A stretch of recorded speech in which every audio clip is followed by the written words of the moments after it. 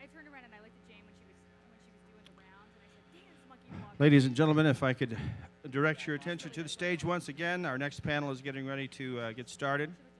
The name of this panel is Netroots, Past, Present, and Future, and it is presented by MoveOn.org. I'm sure many of you have heard of that organization. MoveOn.org is a service that provides tools for involving real Americans in the political process.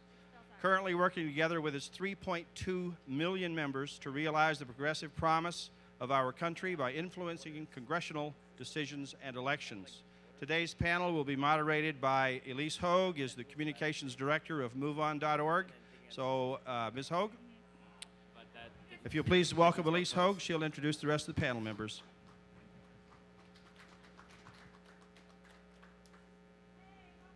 Can you hear me? Does that work? First off, before we get started, I encourage all you folks to move up if you want to. We wanted a really friendly, conversational discussion about the role of the Netroots, and we won't be offended if you go in and out. We're mostly online people, so people come in and out of our websites all the time. So if you're so inclined, definitely move up to the front. I want to introduce our panel for today. To my left, we have Marcos Melitsas, founder of Daily Kos, progressive powerhouse blog, and an author of a great new book you guys all need to run out and get called Taking on the System. Eli Perzer, the executive director of MoveOn.org. Christy Harden-Smith, who hails from West Virginia and is an editor at the widely read blog Fire Dog Lake. And Bobby Clark, the executive director of Progress Now.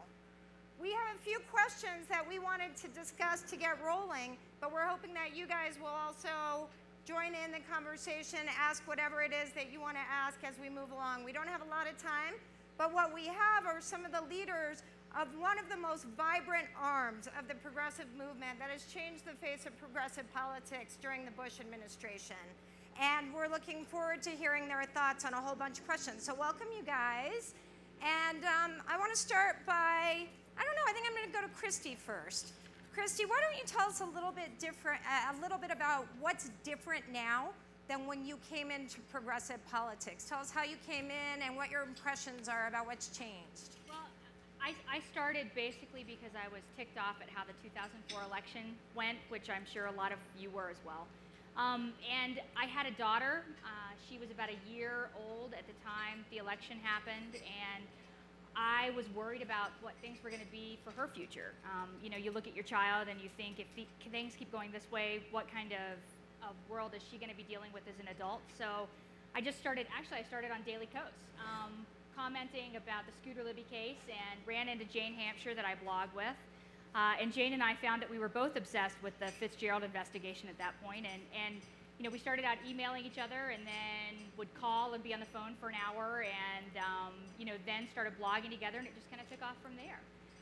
And you know, the difference now, I think, is there are so many more voices who are involved. There are so many more people who are active, and I think it's basically because, you know, we look at all of the problems and we don't see things